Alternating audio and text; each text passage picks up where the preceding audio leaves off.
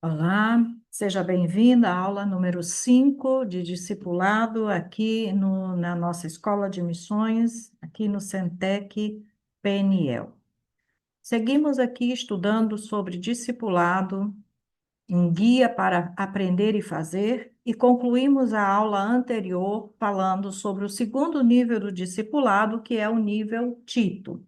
Vimos quais são as características dessa fase, quais são os erros dessa fase, os riscos dessa fase, e vimos também a importância dessa fase do discipulado.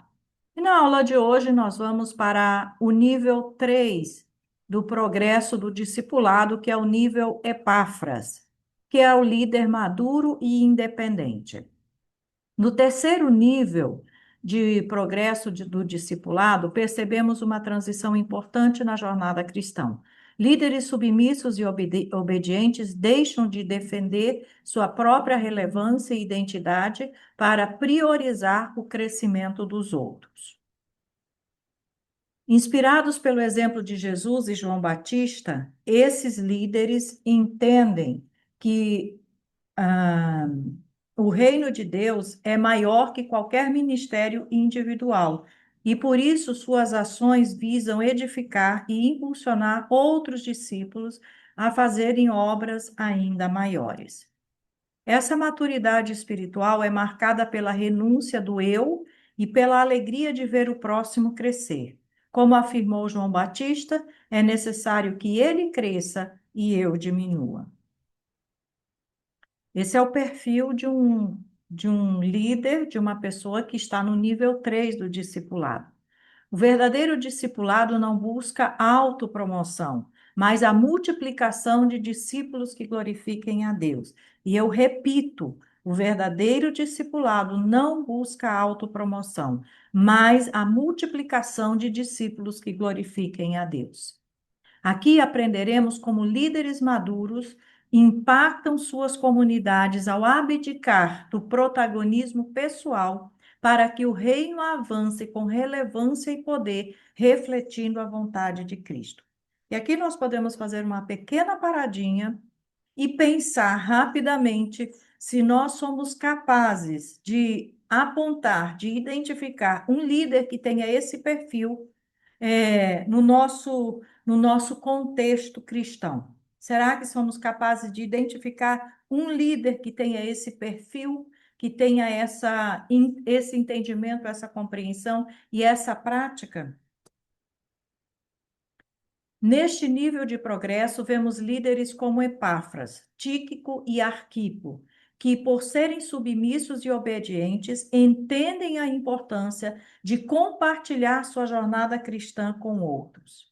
Esses homens não apenas crescem na fé, mas também edificam e impulsionam outros a alcançar maturidade espiritual e realizar obras ainda maiores. Aliás, o próprio Jesus disse, né, que uma das promessas que ele faz é que obras maiores faríamos por causa do Espírito Santo que estaria conosco para nos ajudar. Então, que possamos ter esse mesmo princípio, essa mesma orientação que Jesus mesmo apontou com as pessoas com as quais estamos discipulando, desejando que elas façam obras maiores do que as nossas. Aqui o foco não está mais em defender liderança ou relevância pessoal dentro da comunidade de fé. Eles possuem plena consciência de suas identidades em Cristo e assim abdicam do eu em favor do crescimento do outro, seguindo o exemplo do próprio Jesus em João 14, de 12 a 14. Eu lhes digo a verdade, quem crê em mim, aqui o texto que eu acabei de mencionar, fará as mesmas obras que eu realizo, e até maiores, pois eu vou para o Pai. Vocês podem pedir qualquer coisa em meu nome, e eu o farei, para que o Filho glorifique o Pai. Sim, peçam qualquer coisa em meu nome, e eu o farei. Então, essa é uma promessa de Jesus para líderes, para discípulos fiéis. E isso deve estar no nosso coração, irmãos. A melhor coisa que tem é você poder compartilhar e ensinar outros a caminharem com Jesus, a cumprirem os seus propósitos, a fazer a vontade do Senhor, a crescerem e a fazerem coisas maiores do que você está fazendo. Esse é o desejo do coração de uma pessoa que verdadeiramente, sinceramente é um discípulo de Jesus. Esse deve ser o desejo do nosso coração. Não é a autopromoção, não é o reconhecimento, não é o engrandecimento pessoal. É ter o privilégio de ver outros crescendo, amadurecendo e você sendo um instrumento de Deus para contribuir para que isso possa acontecer. Esse modelo de discipulado nos remete ao que João Batista declarou ao avistar Jesus em João 3. Respondeu João: o homem não pode receber coisa alguma do céu se não lhe for dada. Vós mesmos sois testemunhas de que vos disse: eu não sou o Cristo, mas fui enviado como seu precursor.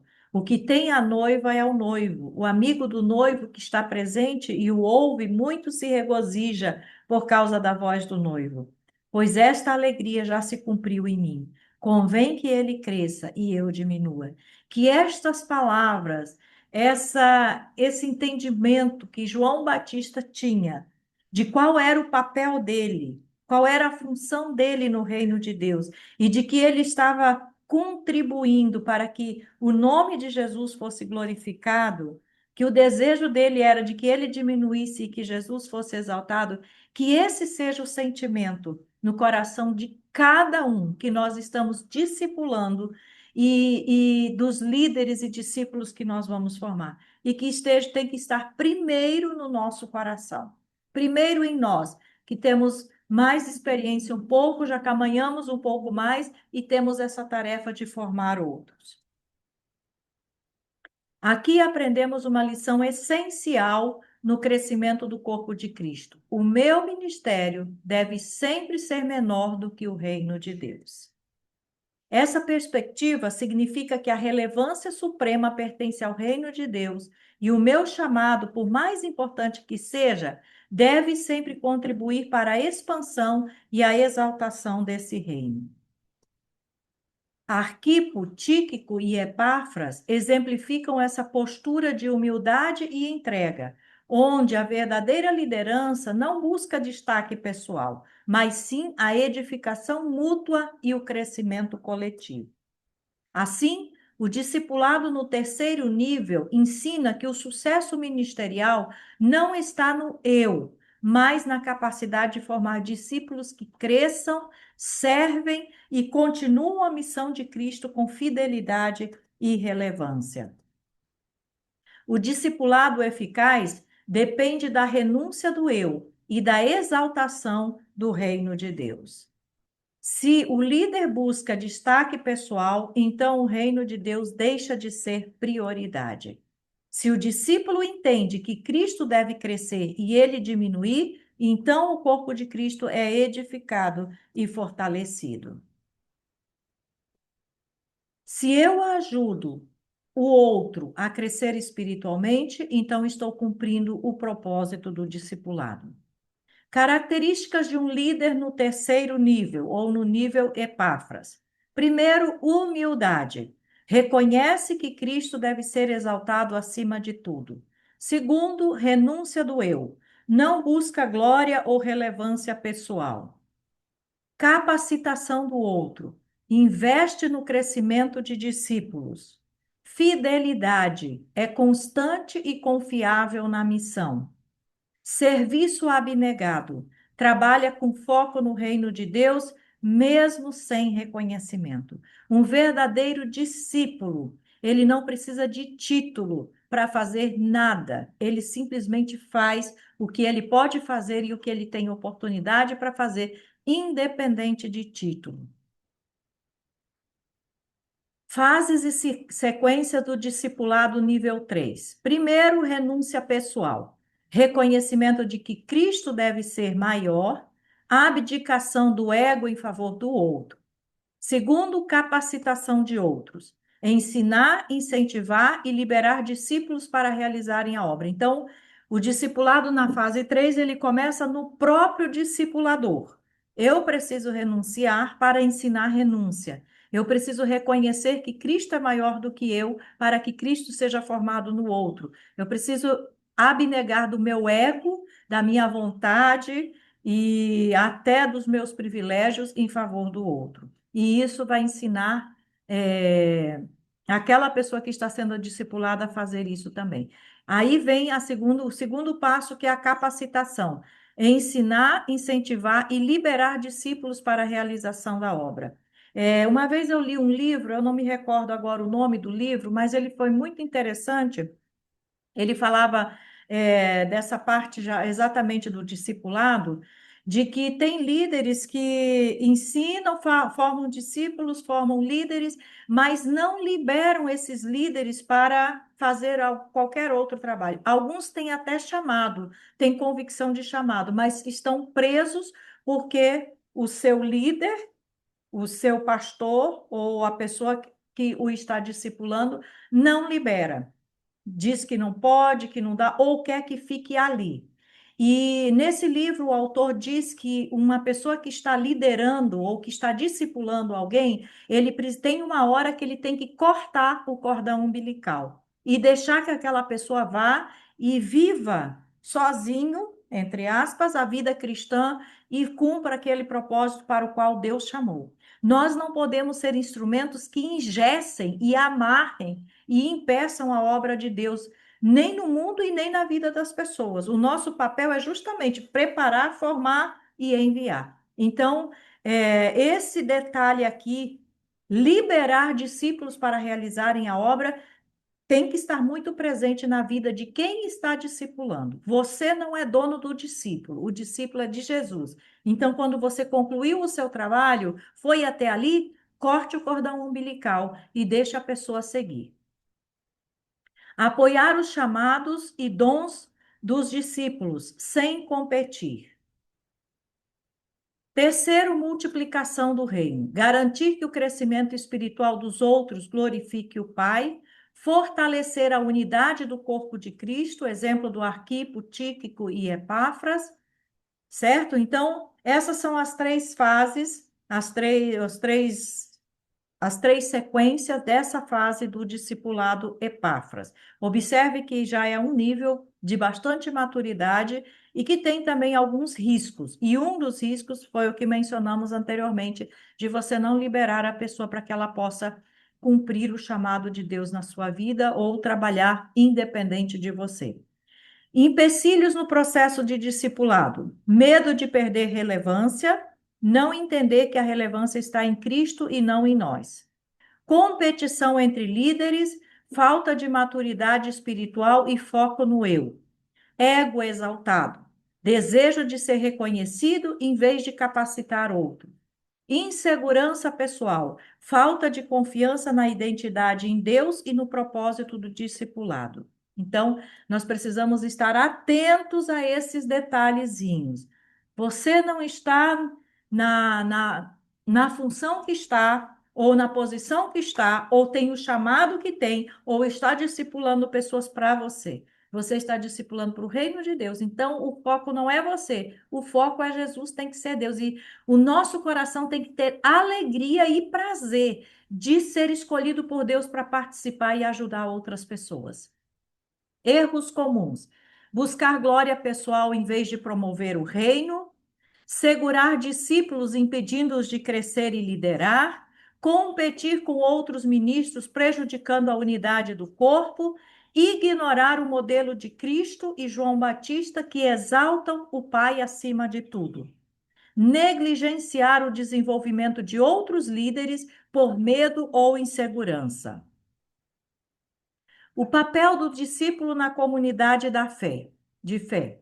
Na jornada do discipulado cristão, é essencial entender o papel do discípulo dentro da comunidade de fé. O discipulado não é uma jornada solitária, mas sim uma caminhada feita em comunidade, que há um mesmo coração e que vive tudo em comum. Deveria haver unidade. Essa atitude altruísta do discípulo desempenha um papel vital no corpo de Cristo. Tudo que o discípulo recebeu e aprendeu deve viver e compartilhar com outros. E aonde é que ele vai fazer isso? Exatamente na sua comunidade de fé. Agora vamos ver 19 mitos sobre o evangelho, sobre o discipulado, coisas que as pessoas acreditam e que na verdade são mitos. Primeiro, discipulado é apenas frequentar cultos. Frequentar cultos não é discipulado. Discipulado é só para novos convertidos. Outro engano. O discipulado, na verdade, como temos dito desde o início, acontece durante toda a sua vida. Você sempre vai estar aprendendo coisas, podendo crescer e deve cada um procurar amadurecer cada vez mais. Discipulado é seguir um líder espiritual. Não, discipulado é seguir Jesus. Discipulado é um curso com início e fim. Também não. O curso, a sequência de estudos é parte do processo, mas não é o processo todo. Discipulado depende apenas de conhecimento bíblico. Também não. Nós precisamos do conhecimento bíblico, mas nós precisamos exercer o que nós estamos aprendendo. Discipulado está restringido a líderes ministeriais. Errado. Discipulado é para todos os crentes. Qualquer pessoa que se converta precisa estar participando e sendo discipulada. Discipulado é uma relação hierárquica. Não. Discipulado é uma relação de amizade, de convivência, de amizade, como eu já falei, de comunhão uns com os outros. Discipulado é apenas ler e aprender doutrinas. Também não. Aprender doutrinas e aprender a Bíblia é importante para que tenhamos discernimento e sabedoria, mas não é só isso. Discipulado é opcional. Não, não é opcional. É uma ordem clara, imperativa de Jesus.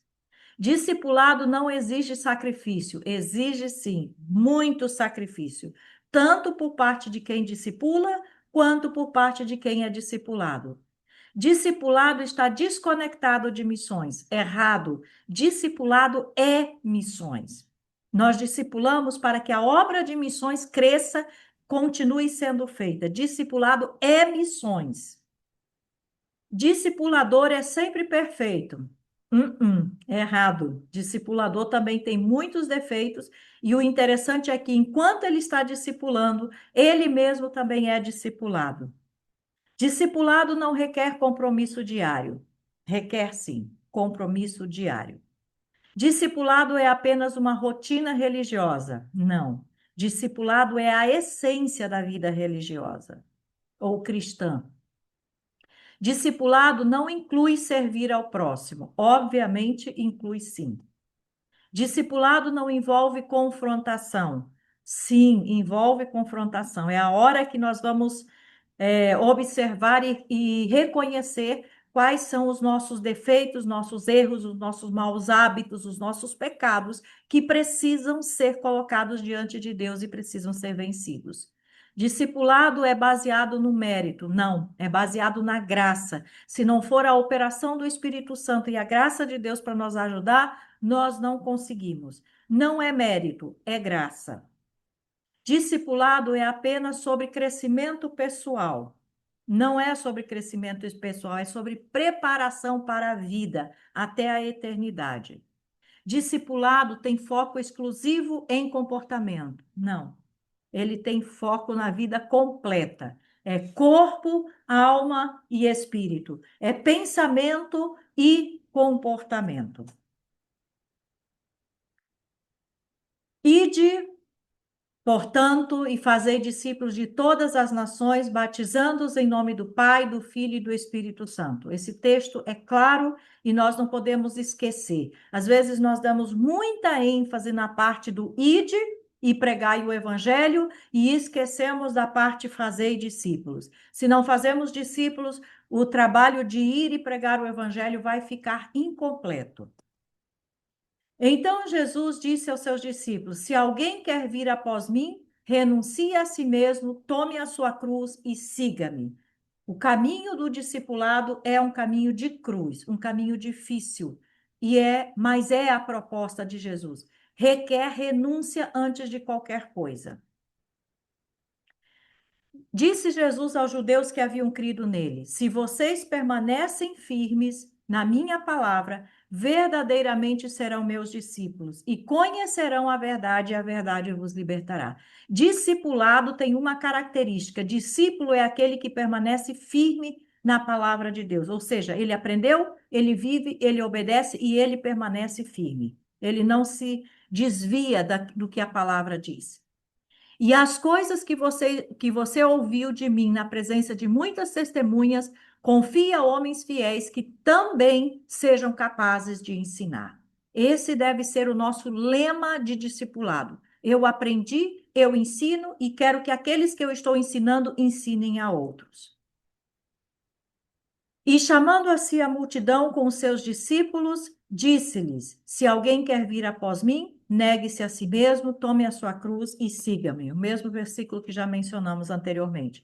E qualquer que não levar a sua cruz e não vier após mim, não pode ser meu discípulo. Outra vez, é impossível ser discípulo de Jesus se não estamos dispostos a tomar a cruz, e tomar a cruz significa morrer, não significa sofrer, significa morrer e vir após Jesus, seguir os seus passos. Seguir os seus passos significa pisar na mesma pisada que Jesus pisou. Nisto todos conhecerão que sois meus discípulos, se vos amardes uns aos outros. Característica de um discípulo, amor. E sucedeu que todo um ano se reuniram naquela igreja e ensinaram muita gente. E em Antioquia foram os discípulos pela primeira vez chamados cristãos. O que que eles faziam? Ensinavam. E ali eles foram chamados de cristãos. Cristão significa pequeno Cristo. Nisto é glorificado meu Pai, que deis muito fruto, e assim sereis meus discípulos. Um discípulo verdadeiro vai frutificar. Se uma pessoa se diz discípulo e não produz fruto, sinto muito, mas não é discípulo, porque a palavra é clara. Discípulo produz fruto. Assim, pois, qualquer de vós que não renunciar a tudo quanto tem, não pode ser meu discípulo. Discipulado significa renúncia absoluta. E dizia a todos: se alguém quer vir após mim, negue-se a si mesmo, tome cada dia a sua cruz e siga-me. Desculpe, o versículo está repetido outra vez. Então disse aos seus discípulos: a seara é realmente grande, mas poucos os ceifeiros. Rogai, pois, ao Senhor da seara que mande ceifeiros para a sua seara. E tendo anunciado o evangelho naquela cidade e feito muitos discípulos, voltaram para Listra, e Icônio e Antioquia. Anunciaram o evangelho e fizeram o quê? Muitos discípulos. Então, pregação do evangelho obrigatoriamente tem que ser seguida de discipulado, de ensino, para que a pessoa possa se firmar. E aqui nós finalizamos essa quinta aula de discipulado, que possamos refletir em tudo isso e nos reencontramos na nossa última aula.